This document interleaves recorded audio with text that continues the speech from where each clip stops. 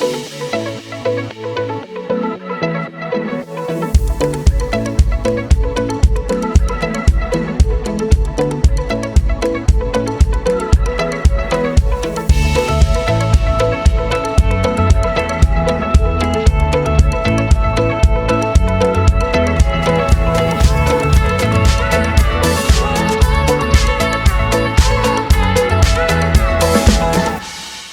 you for inviting me. My name is Ebenezer and I'm currently the president of the Liberian community in Colorado. We have maybe almost 200,000 people that live in the rural area. I will talk a little bit about who I am as a person and then talk about the community a little bit. So I grew up in this small country called Liberia, West Africa. And as a kid growing up, I used to wonder why wasn't I born in Sweden or Japan? Why did I show up in one of the poorest countries in the world? And as a kid growing up, I used to go to my parents and say, Mom and Dad, where did I come from? And my parents would tell me the same thing over and over. They would tell me that my grandparents were born there, they were born there, and they born me there. Kind of like a logical reasoning, right? And so as a kid growing up, I always felt there was something deeper going on in my spirit, but I was too young to articulate how I felt. So as a kid growing up, I concluded at the time that maybe there was a previous life, and in that previous life, I was such a horrible person. And maybe this spiritual being, God, wanted to punish me, so he made me black, and he dropped me into a poor place. Now, as a kid growing up, what I thought. Fast forward, I moved here and I started going to school at Regis. So I did 6 years of schooling at Regis. And my first 4 years, I was still struggling trying to find this deep void that was in my heart. Where did I come from? And I tried philosophy, it didn't help. I tried religion, it didn't help. And I found myself reading books and books and books. And I would come across 3 people in those books that would just change the course of my life. There's a woman from Rochester, New York, called Susan B. Anthony. I read her story. I was moved by the work she did with women's rights and voting rights. And there's another guy in India called Gandhi. I read his story, how he stopped the British. And there's a guy in South Africa called Nelson Mandela who spent over 25 years in prison. And for the first time, I started to see something different. Each of these people came from different geographical locations. They spoke different languages, different gender, different races, but each of them had one single thing in common. Each of them was willing to lay down their lives to make the world a better place. And I said, wow, this is a very interesting concept because most people I know live in a bubble. I mean, they immediate family, and maybe a few friends. And when they have kids, and when the kids get older and married, the bubble extends. But that's it.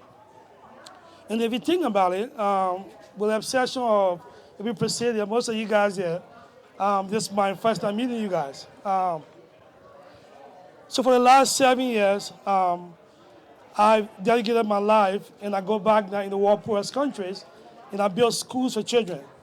I built schools for over 10,000 children, and I run a nonprofit in, this, in Denver.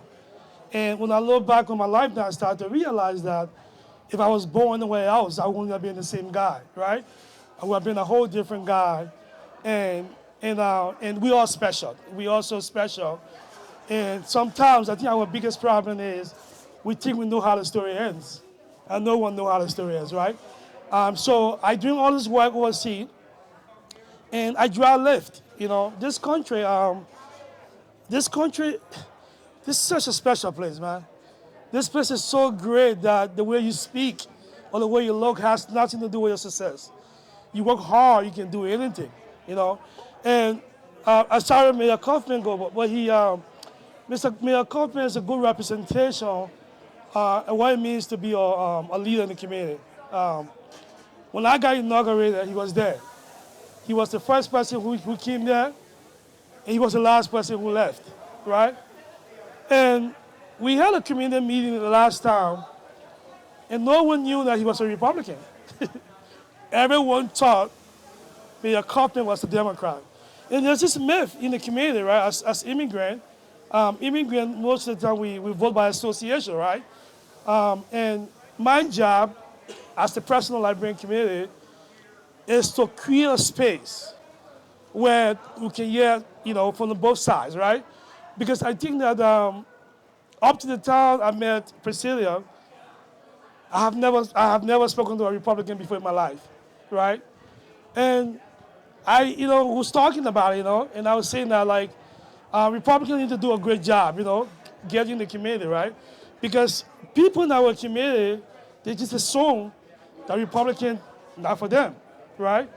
But when you actually take your time and listen to the Republican, some of the same values that they have, it's the same values that we have, like abortion right? These things like that, right? So mine, I think Mayor Kaufman is a good example. I think that he just go beyond politics, right? Because people don't care how much you know until they know how much you care, right? If you can sit with them, you can kind of listen to them, Because immigrants, most of the time, we tend to be afraid, right?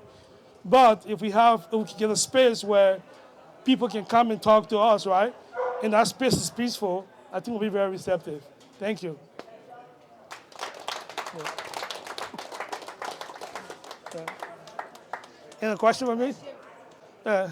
Ebenezer, since we met about a year or so ago, and you've been very generous with your time and listening to the Republican perspective, how can we support the Ethiopian community? What is it that you feel like the Ethiopian community needs from the Republicans?